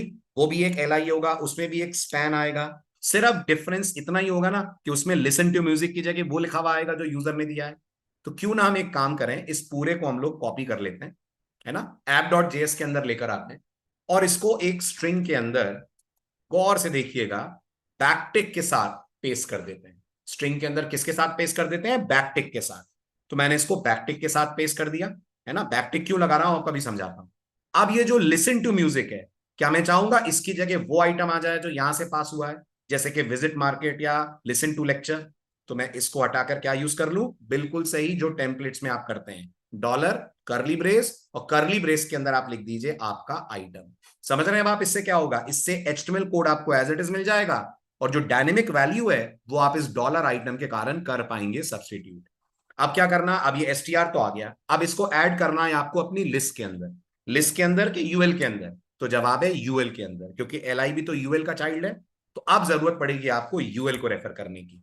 UL को कैसे रेफर करें? कुछ नाम वगैरह दिया है हमने UL को? तो नाम तो नहीं दिया है, लेकिन हमने UL को एक क्लास दे रखी है। क्या नाम है क्लास का? To dos. तो क्या क्लास के थ्रू एलिमेंट एक्सेस हो जाते हैं डॉम में? बिल्कुल हो जाते हैं। तो मैं बोलूंगा let UL equal to followed by document dot query selector, document dot query selector, यहां डॉट टू डूज। क्या मिल गया हमको? हमको UL का मिल गया रेफरेंस। और बस आगे अब आप रिकॉल करो, बहुत सिंपल है। अगर आपके पास UL है, अगर आपके पास वो HTML है जो UL में ऐड होनी है, तो क्या बोलते हैं अपन? अपन बोलते हैं UL dot inner HTML plus equal to इसलिए क्योंकि जो पहले से लिस्ट आइटम्स आ रहे हैं उन्हें हटाना नहीं है, और इस नए वाले को उसमें जोड़ देना है, प्लस इक्वल टू STR। ठीक है, चेक करिए। आते हैं अपन अपने पेज पे, ये रहा हमारा मेन पेज। यहां मैं कुछ लिखता हूं, इसको मैं क्लोज कर दूं थोड़ी देर के लिए, इसकी हमको जरूरत नहीं है, तो मैं कंसोल को क्लोज कर रहा हूं। ठीक है, अब यहां पर मैंने कहा विजिट मार्केट, तो चेक करिए विजिट मार्केट ऐड हो गया, यस। ठीक, इसी तरह से मैंने कहा लिसन लिसन टू सॉन्ग्स, चलिए, then practice web dev, practice web dev, ये लिखा मैंने, ये मेरा अगला टास्क। सब के सब डायरेक्टली आपको आपके पेज में ऐड होते हुए दिख रहे होंगे, राइट। अब दो चीजें करनी है। नंबर 1, ऐड होने के बाद ये नीचे वाला टेक्स्ट बॉक्स क्लियर हो जाना चाहिए, है ना। तो वो करना बहुत ईजी है। क्या करें?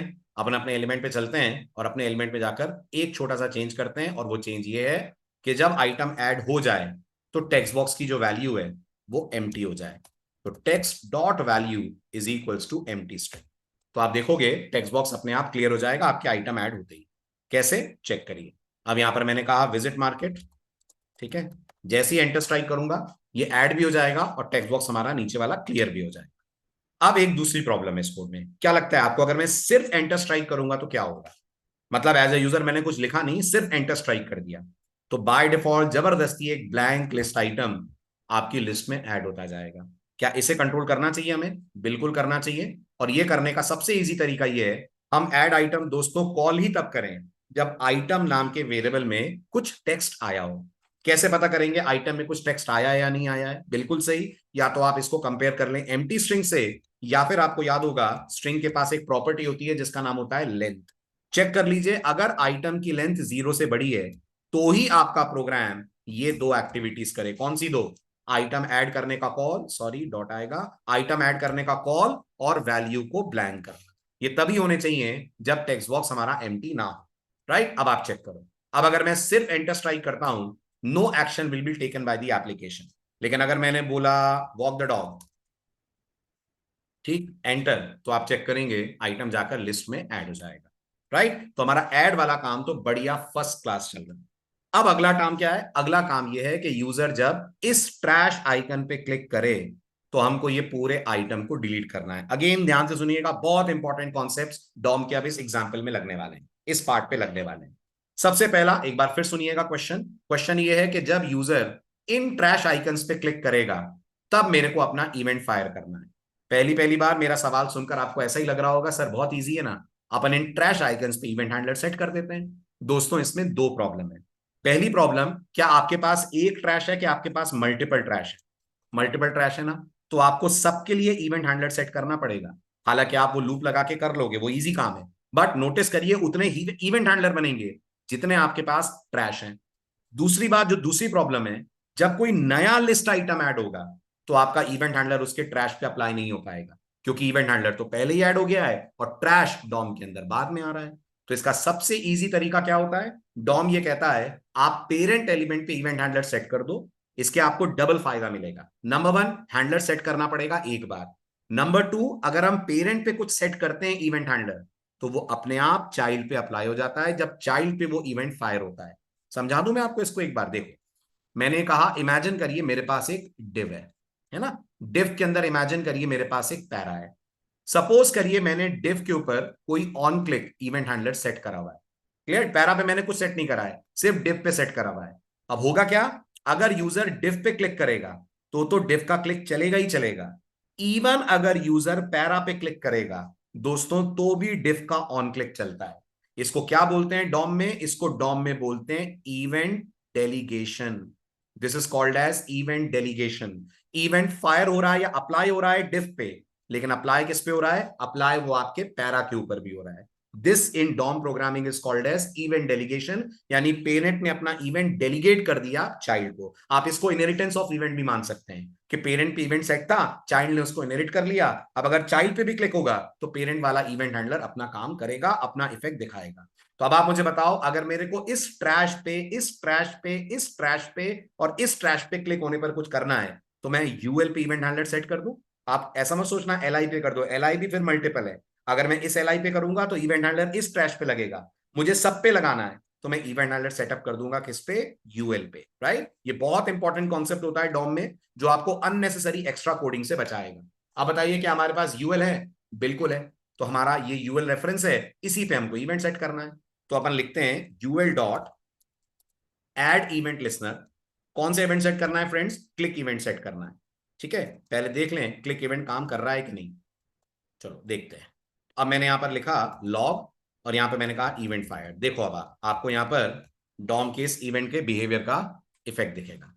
ठीक है, चेक करिए, कंसोल ओपन कर लेता हूं मैं। ठीक, अब हमारे पास कौन है? हमारे पास एक कंप्लीट लिस्ट है जिसके अंदर बहुत सारे एलिमेंट है। अब चेक करिए, अगर मैं क्लिक करता हूं on this trash icon, event fired आ रहा है? आ रहा है ना। लेकिन अगर मैं क्लिक करूंगा रीड अ बुक पे तो भी आएगा, अगर मैं क्लिक करूंगा ब्लैंक एरिया पे तो भी आएगा, क्योंकि ये सब के सब कौन है? ये सब के सब तो यूएल के चाइल्ड हैं। तो अब एक दिक्कत से निकले दूसरे में फंस गए। अब हम ये चाहते हैं कि इवेंट तो तभी फायर हो जब ट्रैश पे क्लिक। अभी तो ये तब तब भी फायर होगा जब ट्रैश पे क्लिक हो रहा है, तब भी फायर होगा जब टेक ऑनलाइन क्लास पे क्लिक हो रहा है। आप देख रहे हैं ना, इवेंट फायर बढ़ता जा रहा है। और तब भी फायर होगा जब मैं ब्लैंक एरिया पे क्लिक। तो अब मुझे इसको कंट्रोल करना है। तो इसको कंट्रोल करने के लिए मुझे डॉम से पूछना पड़ेगा कि भाई इवेंट का टारगेट कौन है, इवेंट किस पे फायर हुआ है मुझे बताओ। और ये बताने में मेरी हेल्प ये पैरामीटर करेगा जिसका नाम है ई, जो इवेंट ऑब्जेक्ट होता है। इस इवेंट ऑब्जेक्ट के पास दोस्तों एक प्रॉपर्टी होती है जिस प्रॉपर्टी का नाम होता है टारगेट। तो मैं क्या लिखूंगा? मैं लिखूंगा सबसे पहले, चलो मैं आपको टारगेट की वैल्यू दिखाता हूं। मैं यहां पे लिखूंगा ई डॉट टारगेट। ठीक है, आप देखो, आप जैसे ही आप कहोगे ना ई डॉट टारगेट, आपको वैल्यू में क्या मिल रहा है? मैंने क्लिक करा ऑन ट्रैश, देखिए ध्यान से, मिल रहा है आपको टारगेट की जगह पर आई। मैंने क्लिक करा ऑन रीड अ बुक, मिल रहा है आपको स्पैन। मैंने इस ब्लैंक एरिया पे क्लिक करा, मिल रहा है आपको पूरा लिस्ट आइटम। ये हमें टारगेट तक पहुंचा देगा। ठीक है, अब हर टारगेट के पास, यानी हर डॉम एलिमेंट के पास एक प्रॉपर्टी होती है जिस प्रॉपर्टी का नाम होता है नोड नेम। याद है ना आपको, एल स्पैन आई ये सब नोड के नाम है। तो यहां हम प्रॉपर्टी कोड करेंगे नोड नेम, और हम चेक करेंगे क्या ये नोड नेम हमें आई मिल रहा है। अगर ये आई मिल रहा है तो बस हमारा काम हो गया। तो अब आप चेक करो, अगर मैं यहां नोड नेम प्रिंट कराऊंगा तो अब पूरा एचटीएमएल कोड नहीं आएगा, सिर्फ नोड का नाम आएगा। ट्रैश के लिए क्या आ रहा है, आई।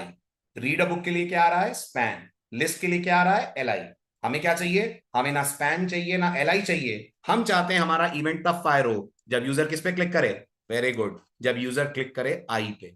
तो चलते हैं अपन अपने जावास्क्रिप्ट वाले पार्ट में, और यहां पर इस पूरी लाइन को हटाकर लगा देते हैं एक कंडीशन। क्या कंडीशन होगी, कंडीशन होगी if E dot target dot followed by node name triple equals to I. अगर ऐसा है तो ही हमें अपना एक्शन लेना है। अभी एक्शन कुछ नहीं, अभी एक्शन सिर्फ मैं मैसेज दे रहा हूं, है ना। अब मैंने कहा यहां इवेंट फायर्ड। अब देखिए क्या होने वाला है। अब अगर अपन वेब पेज पे चलें, मैं क्लिक कर रहा हूं रीड अ बुक, कुछ नहीं हुआ। मैं क्लिक कर रहा हूं ब्लैंक एरिया पे, कुछ नहीं हुआ। मैं क्लिक कर रहा हूं ट्रैश पे, इवेंट फायर्ड आया। राइट, इसका मतलब इवेंट हैंडलर भी हमने एक ही बार सेटअप करा, और अब हम इवेंट कंट्रोल भी कर पा रहे हैं कि वो तब नहीं चलाना है जब कहीं और क्लिक हो, तभी चलाना है जब ट्रैश पे क्लिक हो। वेरी गुड, यहां तक तो हम सक्सेसफुली पहुंच गए। अब ये मैसेज तो प्रिंट करना नहीं है मुझे, एक्चुअल में क्या करना है, क्लिक होने पर मुझे पूरा लिस्ट आइटम डिलीट कर देना है। यही करना है ना मुझे, ठीक है। अब मुझे बताइए जो टारगेट है ये कौन है। ये टारगेट हमारा आई टैग है, हमारा ट्रैश आइकन है। हम चाहते हैं ये ट्रैश आइकन डिलीट हो के पूरी रो डिलीट हो जाए। जवाब है जी, पूरी रो डिलीट हो जाए। इसका मतलब पूरा लिस्ट आइटम डिलीट करना है हमें, है ना। अब ये जो ट्रैश है, क्या ये लिस्ट आइटम का चाइल्ड है। क्या ट्रैश, देखिए ध्यान से एचटीएमएल, क्या ये जो ट्रैश आइकन आ रहा है, ये ट्रैश आइकन ये अपने लिस्ट आइटम का चाइल्ड है। तो हर डॉम एलिमेंट के पास एक पेरेंट एलिमेंट नाम की प्रॉपर्टी होती है जो आपको इस डॉम एलिमेंट के पेरेंट के पास पहुंचा देगी। तो आई का पेरेंट कौन है, स्पैन नहीं है, स्पैन तो आई का सिबलिंग है। आई का पेरेंट कौन है, आई का पेरेंट एल आई है। राइट, और इस एल आई तक जाने के लिए हम क्या बोलेंगे, हम बोलेंगे ई dot target dot parent element. और इस पेरेंट एलिमेंट को क्या करना है, आपको ऐड करना है कि हटाना है। तो ऑब्वियस सी बात है, अपन को हटाना है। तो हम डॉम का मेथड कॉल करेंगे जिसका नाम है रिमूव। ई dot target dot parent element dot remove. यानी अगर मैं इसको वर्ड्स में आपको बोलूं तो हम सबसे पहले चेक कर रहे हैं, चलो कमेंट लिख देता हूं, है ना। It's always a good habit to apply comments. तो यहां check whether clicked item, check whether clicked item is I tag. ये हमने सबसे पहला काम करा, चेक करा कि जिस आइटम पे क्लिक हुआ है वो आई टैग है ना।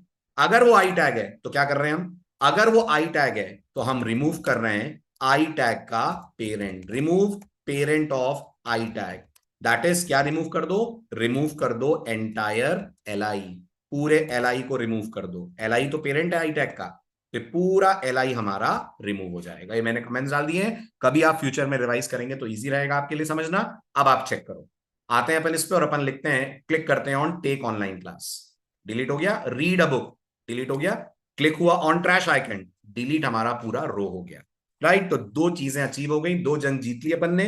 अपने आइटम ऐड भी करवा लिए, अपने आइटम डिलीट भी करवा लिए। अब है सबसे चैलेंजिंग पार्ट, और वो है आइटम्स को सर्च कैसे करवाएंगे। तो दोस्तों सबसे पहला काम जो हमें करना है वो सर्च के लिए इवेंट हैंडलर सेट करना है ना। तो पहले सोचिए अपने आप में, ये इवेंट हैंडलर सेट किस पे होना चाहिए।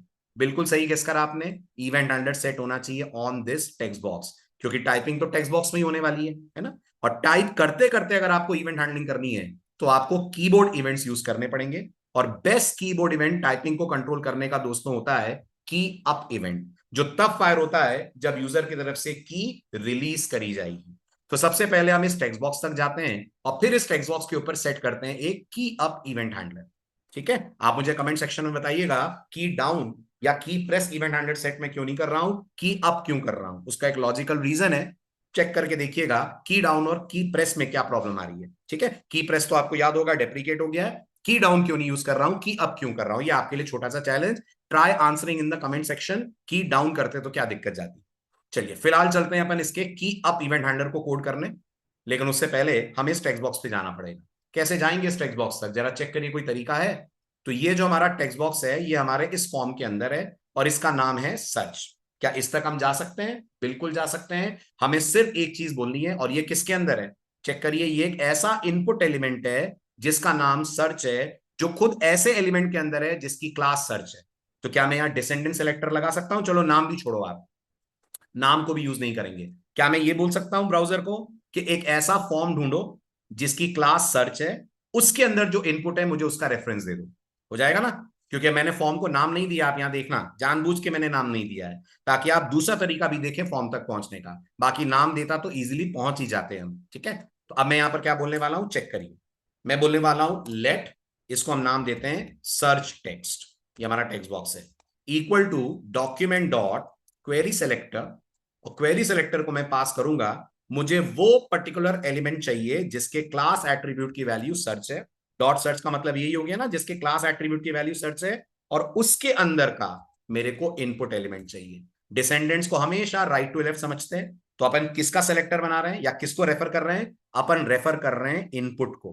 कौन से वाले इनपुट को? जो किसी ऐसे एलिमेंट का चाइल्ड है जिसके क्लास एट्रीब्यूट की वैल्यू सर्च है। क्लियर? अब किसके क्लास एट्रीब्यूट की वैल्यू सर्च है? तो पूरे वेब पेज में आपने एक ही जगह लिखा है क्लास इक्वल टू सर्च, जो इस फॉर्म की क्लास है और इसके अंदर एक ही इनपुट है, तो हम इस इनपुट तक इजीली पहुंच गए। ठीक है, ये हमें इनपुट का रेफरेंस मिल गया। अब इस इनपुट पे दोस्तों अपन ऐड करते हैं, सर्च टेक्स्ट पे ऐड करते हैं इवेंट। तो मैंने कहा ऐड इवेंट लिस्नर। कौन सा इवेंट ऐड करेंगे? हम ऐड करेंगे की अप इवेंट।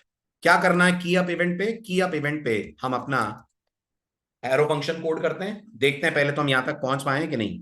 तो लॉग, और लॉग में लिखते हैं अपन सर्च टेक्स्ट टाइप्ड, कुछ ऐसा करते हैं। ठीक है, चेक करिए। अब आते हैं अपन वापस अपने पेज में, और यहां मैं लिखता हूं एस सर्च टेक्स्ट टाइप, ए सर्च टेक्स्ट टाइप, सी सर्च टेक्स्ट टाइप। मतलब हम इस इवेंट को कंट्रोल कर पा रहे हैं जो कि आपके फायर होने पर हमें मिल रहा है।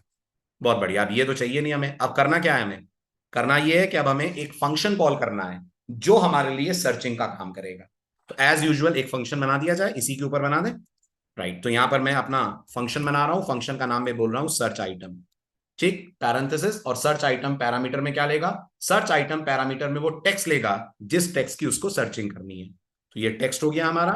ठीक, अब नोटिस करिए सर्च टेक्स्ट के बाद हम लोग कॉल करेंगे इसके अंदर हमारा सर्च आइटम फंक्शन।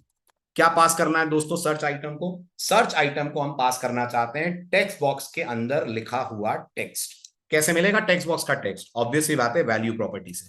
तो मैं बोलूंगा सर्च टेक्स्ट डॉट वैल्यू। ठीक है, ये वैल्यू प्रॉपर्टी से मेरे पास टेक्स्ट आ गया, ये मैं पास कर दूंगा सर्च आइटम को। इतना भी चेक करके देख ले। तो यहां लिख देता हूं मैं टेक्स्ट रिसीव्ड। कौन सा टेक्स्ट रिसीव हुआ? Plus followed by text. चलो देखो, जैसे ही अब आप यहां लिखोगे ना, ये रहा आपका पेज, और यहां आपने लिखा मान लीजिए बुक। ठीक, अब आप चेक करो, जैसे ही आप बुक लिख रहे हो, अभी फिलहाल ये क्या हो रहा है? ये तो बार बार चल रहा है ना। अपन को क्या चाहिए? अपन को ये चाहिए इस पर्टिकुलर केस में तो बार बार तो चलेगा ही, क्योंकि आपने इसको की अप पे हैंडल करा हुआ है। और घबराइएगा मत, आपको बार बार ही इसको चलाना है, क्योंकि जैसे जैसे मैं कैरेक्टर टाइप करता जाऊंगा वैसे वैसे हमारा इवेंट होता जाएगा फायर। आप तो ये देखिए जो जो टाइप कर रहे हैं वो मिल रहा है, और जैसे जैसे मैं इसको डिलीट करता जाऊंगा, मैं इसको इरेज करता हूं। फिर देखो, मैंने टाइप करा यहां पर बी, तो हमको बी मिल गया। मैंने टाइप करा ओ तो बी ओ मिल गया, फिर ओ तो फिर बी ओ ओ मिल गया, के तो बी ओ ओ के मिल गया। यानी अब हम एक एक कैरेक्टर को कैप्चर कर पा रहे हैं, क्योंकि सर्चिंग हमें कैरेक्टर बाय कैरेक्टर करनी है ना, इसलिए हमारा इवेंट फायर होना चाहिए बार बार। बहुत बढ़िया, तो ये हमारा इवेंट फायर हो रहा है, हमें हमारा टेक्स्ट भी मिल रहा है, वेरी इजी। अब बढ़ते हैं आगे। अब हमें टेक्स्ट प्रिंट तो करना नहीं है, अब हमें करनी है सर्चिंग। किस पे सर्चिंग करनी है दोस्तों? सोच के बताइए। क्या आपको सर्चिंग सिर्फ एक आइटम पे करनी है, इस पूरी लिस्ट पे करनी है? ऑब्वियस ही बात है, आपको सर्चिंग इस पूरी लिस्ट पे करनी है। अब इस पूरी लिस्ट पे सर्चिंग करने के लिए आपके पास ये लिस्ट होनी भी तो चाहिए। तो ये लिस्ट आपको कैसे मिलेगी? ये लिस्ट आपको मिलेगी यूएल की चिल्ड्रन प्रॉपर्टी से। याद है ना, यहां पर एक यूएल बैठा हुआ है, अपन इस यूएल को रेफर करा हुआ है। इस यूएल के पास एक प्रॉपर्टी होती है जिसका नाम होता है चिल्ड्रन, जो उसके सारे चाइल्ड एलिमेंट्स का आपको रिटर्न कर देगी पूरा कलेक्शन। तो अपन अब क्या करेंगे? अपन चलते हैं अपने कोड के अंदर, और क्या बोलते हैं? अपन बोलते हैं लेट, ध्यान दीजिएगा, let's call it list items. इसको लिस्ट आइटम्स नाम दे देते हैं। Let list items equal to UL dot children. क्या मिल गया हमें? हमें सारे लिस्ट आइटम्स मिल गए जो भी इस यूएल के अंदर बैठे हुए। अब क्या करना है? अब मुझे इस लिस्ट आइटम के ऊपर फॉर लूप चलाना है। तो मैं क्या लिखूंगा? मैं यहां लिखूंगा for let L I of list item. ठीक, इस फॉर से हम कहां पहुंच रहे हैं, इस फॉर से हम पहुंच रहे हैं एक एक लिस्ट आइटम के पास। Each and every list item को हम कवर अप कर पा रहे हैं इससे। ठीक है, अब मुझे चेक करना है कि ये जो मेरे पास एल आई आ रहा है, एल आई कौन है, एल आई ये पूरा लिस्ट आइटम है, ये पूरा लिस्ट आइटम कौन सा, ये पूरा आपको एल आई के अंदर मिल रहा है। ठीक, अब आपको इस एल आई के अंदर क्या चेक करना है, आपको इस एल आई के अंदर ये वाला टेक्स्ट चाहिए which is read a book take online class. क्या लगता है आपको, अगर हम एल आई को रेफर कर रहे हैं तो एल आई का टेक्स्ट कैसे मिलेगा, नहीं इनर एचटीएमएल से नहीं मिलेगा, हमें मिलेगा इनर टेक्स्ट से। इनर एचटीएमएल बोलेंगे तो पता है क्या होगा, आपको स्पैन आई सब मिलने लगेंगे। मुझे ना स्पैन चाहिए, ना आई चाहिए, ना ट्रैश आइकन चाहिए, कुछ नहीं चाहिए, मुझे सिर्फ ये वाला टेक्स्ट चाहिए जिसपे लिखा हुआ है read a book. This is what I want to capture. तो मैं क्या बोलने वाला हूं, मैं यहां बोलने वाला हूं इफ एल आई डॉट, ठीक एल आई डॉट, बल्कि मैं प्रिंट करा के आपको दिखा देता हूं, इससे भी आप इजीली समझ पाएंगे। यहां बोलते हैं अपन L I dot inner text. ठीक है, अब आप देखो हमें क्या मिलने वाला है, चेक करो, जैसे ही मैंने यहां पर कहा एस, देखो मिल रहा है आपको ये पूरा read a book take online class listen to music पूरा क्यों मिल रहा है, देखो समझो, जैसे ही आपने एस बोला तुरंत के तुरंत आपका ये इवेंट हैंडलर चला जिसका नाम सर्च आइटम है, चला। इस इवेंट हैंडलर ने यूएल के सारे चिल्ड्रन उठा लिए। यूएल के कितने चिल्ड्रन है, यूएल के अभी 3 चिल्ड्रन है, तीनों एलआई टैग्स है। लिस्ट आइटम के अंदर वो सारे चिल्ड्रन आ गए। ये सारे चिल्ड्रन एचटीएमएल कलेक्शन के फॉर्म में आए, याद रखिएगा। इस एचटीएमएल कलेक्शन पे अपन ने फॉर ऑफ लूप चलाया, तो एक एक चाइल्ड एलिमेंट जो यूएल का है वो एलआई में आया। तो यूएल का चाइल्ड कौन है, यूएल का चाइल्ड सबसे पहले फर्स्ट वाला एलआई है। तो सबसे पहले हमारे पास ये कंप्लीट एलआई आया, और इस एलआई पे अपन ने प्रिंट कराया इसका इनर टेक्स्ट। कौन है भाई इसका इनर टेक्स्ट, इसका इनर टेक्स्ट है रीड अ बुक। अगले का इनर टेक्स्ट कौन है, टेक ऑनलाइन क्लास। अगले का इनर टेक्स्ट कौन है, लिसन टू म्यूजिक। ऐसे हमको एक एक एलआई का इनर टेक्स्ट मिल गया ना। Very good. अब हमको क्या देखना है, अब ध्यान से एल्गोरिथम समझो। अब अपन को ये देखना है कि ये जो हमारे पास टेक्स्ट आया है और जो यूजर ने टेक्स्ट टाइप करा है, क्या ये मैच कर रहे हैं, क्या ये यूजर का टाइप्ड टेक्स्ट इसके अंदर कहीं भी आ रहा है। अगर टाइप्ड टेक्स्ट इसके अंदर कहीं भी आ रहा है तो ये विजिबल हो, वरना ये इनविजिबल हो जाए। यही करना है अपन को। तो मैं यहां पे लिखूंगा इफ में क्या लिखूंगा, if L I dot inner text. Very good, L I dot inner text से हम पहुंच गए read a book take online class इस तक। डॉट सर्च कैसे करते हैं, पूरा मैच नहीं करना है मुझे, मुझे सिर्फ ये देखना है कि ये जो लेटर है, इसमें तो लेटर ही है ना अभी एक, ये लेटर क्या इस टेक्स्ट में कहीं भी आ रहा है। तो मेरे पास मेथड है जिसका नाम होता है index of, right. Index of को मैं पास करूंगा टेक्स्ट। अगर इंडेक्स ऑफ को वैल्यू मिलती है तो वो आपको एक पॉजिटिव नंबर देता है जो इंडेक्स होता है, वरना वो आपको रिटर्न करता है दोस्तों -1। तो गेस करो, अगर इंडेक्स ऑफ अपन को -1 दे रहा है, इसका क्या मतलब है, जो हम ढूंढ रहे हैं वो लिस्ट आइटम में मिला कि नहीं मिला। तो आपका जवाब होगा नहीं मिला। -1 का मतलब है वो नहीं मिला। तो मुझे क्या करना है, मुझे इस लिस्ट आइटम को हाइड कर देना है, हटा देना है, नहीं दिखना चाहिए। अब हटाने के लिए क्या करें, हटाने के लिए बहुत देर बाद फिर चले हम हमारे सीएसएस में, और सीएसएस में हम अपनी तरफ से क्लास बनाते हैं, है ना। इस क्लास का नाम मैं देता हूं फिल्टर। थोड़ी कोडिंग आपकी बचा रहा हूं, वरना आपको अननेसरी बहुत लंबा चौड़ा डॉम कोड लिखना पड़ता एलिमेंट को हाइड और रिवील करने के लिए।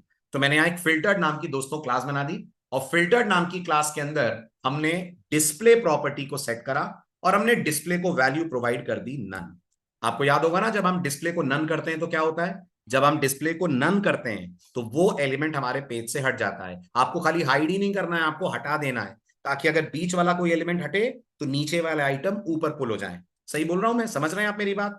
मैं ये कह रहा हूं, अगर मान लीजिए हमने टाइप करा होता बी, मान लो यहां पर हमने बी टाइप करा होता, सपोज करो अगर हम बी टाइप करते, तो हम चाहते हैं ना ये टेक ऑनलाइन क्लास हटे और ये आइटम ऊपर की तरफ आए।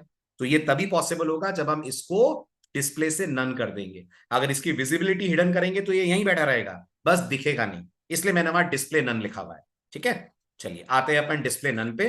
और अब अपन यहां क्या बोलेंगे, अब अपन ये बोलेंगे डॉम को कि ये जो हमारा लिस्ट आइटम है, इस लिस्ट आइटम पे हमको एक क्लास अप्लाई करनी है।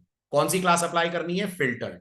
कैसे करते हैं अपन लिस्ट आइटम्स या किसी भी डॉम एलिमेंट पे क्लास अप्लाई, तो आपको याद होगा हमारे पास एक प्रॉपर्टी है जिसका नाम होता है क्लास लिस्ट।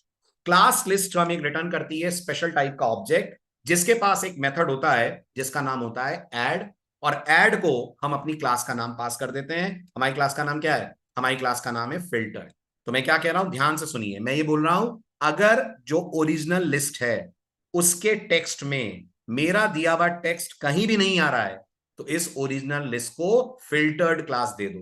और दोस्तों फिल्टर्ड क्लास क्या कह रही है? फिल्टर्ड कह रही है इसका डिस्प्ले नन कर दो, तो ये लिस्ट आइटम हाइड हो जाएगा, राइट। और अगर एल्स पार्ट में जाते हैं, इसका क्या मतलब है? इसका मतलब है कि आइटम है, अगर आइटम है तो हम चाहते हैं कि वो हाइड ना हो। लेकिन क्या ये पॉसिबल है वो पहले से हाइड हुआ और अब हम उसे अनहाइड करना चाहें? बिल्कुल, क्योंकि याद करिए जब हम बैक स्पेस दबाते हैं तो हम चाहते हैं पुराने आइटम्स आते भी जाएं। तो हम क्या करने वाले हैं? वैसे तो लॉजिकली सोचा जाए तो एल्स में कुछ करना ही नहीं है, क्योंकि आइटम दिख तो ऑलरेडी रहा है। पर ऐसा भी तो हो सकता है ना कि यूजर बैक स्पेस दबाए। अब अगर बैक स्पेस दबाएगा तो आइटम मिलेगा, अगर आइटम मिलेगा तो फिर मुझे उसको शो करना है। शो करने के लिए मैं क्या बोलूंगा? ये जो फिल्टर क्लास है इसको हटा दो। अगर फिल्टर क्लास हट जाएगी तो डिस्प्ले वापस अपने नॉर्मल फॉर्म में आ जाएगा, यानी एलआई का डिस्प्ले वापस ब्लॉक हो जाएगा और एलआई आपको दिखने लगेगा। तो ये क्या करेगा? ये एलआई को हाइड करेगा। ये क्या करेगा? ये एलआई को वापस शो कर देगा जैसे जैसे कंटेंट मैच होता जाएगा। ठीक है, अब अपन इस पार्ट को एग्जीक्यूट करके देखते हैं ये क्या कर रहा है। तो सबसे पहले मान लीजिए मैंने टाइप करा एल। अगर मेरा कोड सही है तो मेरे एल टाइप करते ही रीड अ बुक हट जाना चाहिए, लेकिन टेक ऑनलाइन क्लास और लिसन टू म्यूजिक रहना चाहिए। ठीक है, तो दोस्तों मैंने एल टाइप करा। ये क्या हुआ? मेरा कोड फेल हो गया। क्यों फेल हो गया? उसका टेक्निकल कारण है। सबसे पहला टेक्निकल कारण तो ये आप नोटिस करिए, ऑनलाइन का एल छोटा है और लिसन का एल बड़ा है। कौन सा एल हटाना है, कौन सा रखना है? मैं तो चाह रहा हूं दोनों ही दिखें, क्योंकि मैं केस इनसेंसिटिव सर्च करना चाहता हूं।